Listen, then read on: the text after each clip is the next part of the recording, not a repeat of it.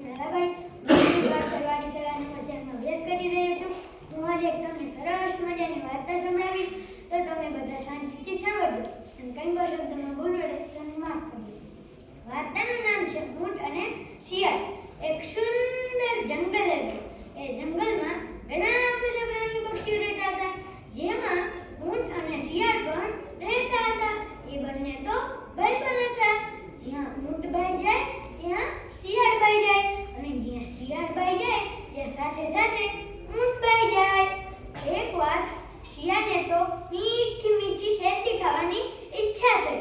તેથી તેણે ઊંટભાઈને કહ્યું, ઊંટભાઈ, મને તો મીઠી મીઠી શેરડી ખાવાની ઈચ્છા થાય છે. ઊંટભાઈ કહ્યું કે શેરડી તો મારે પણ ખાવી હતી, પણ શેરડી તો આ જંગલમાં ક્યાંય નથી. શેરડી ખાવા હાટુ આપણે જંગલના છેવાડે નદીના પેલે પાર ગામડાના ખેતરો છે ત્યાં જવું પડશે. શિયાળભાઈએ કહ્યું, વાંધો નહીં, ચાલો ને આપણે ત્યાં જઈએ. ઊંટભાઈએ કહ્યું, ચાલો તો આપણે ત્યાં જઈએ. બંને મિત્રો તો ચાલતા થઈ ગયા. ઘણો બધો સમય ચાલ્યા પછી તે ત્યાં પહોંચ્યા. નદીના પેલે ગામડાના ખેતરો હતા. પછી શિયાળભાઈ કહે, ઊંટભાઈ, મને તો પાણીમાં તરતા નથી આવડતું, હું કેવી રીતે આવું?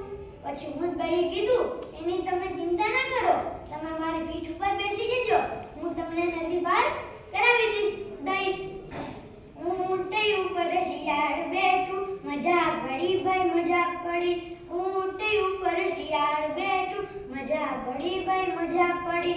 બંને નદી પાર કરી લીધી. ચાલતા ચાલતા ખેતર સુધી પહોંચી ગયા અને જુએ છે કે ખેતરમાં તો સરસ મજાની તાજી મોટી મોટી શેરડીઓ હતી. પછી શિયાળભાઈ કહે, ચાલો ઊંટભાઈ, આપણે ખેતરમાં જઈને શેરડી ખાઈએ.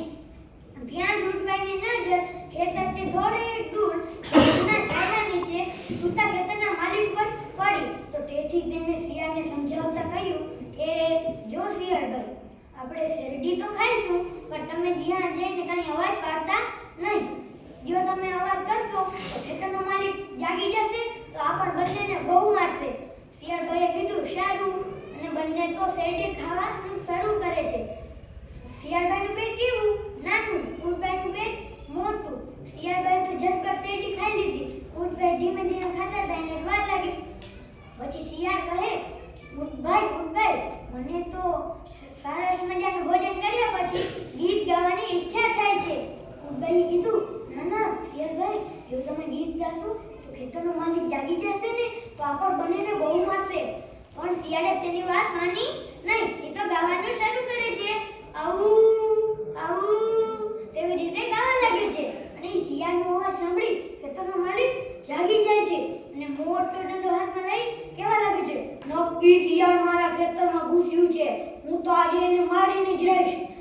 કરતું ખેતરમાં દોડતું જાય છે. અને શિયાળ ખેતરના માલિકને આવતો જોઈ કે આટલી કીડી હતી એમાંથી ભાગી ગયો અને ઊંટભાઈ નીકળી શક્યા નહીં.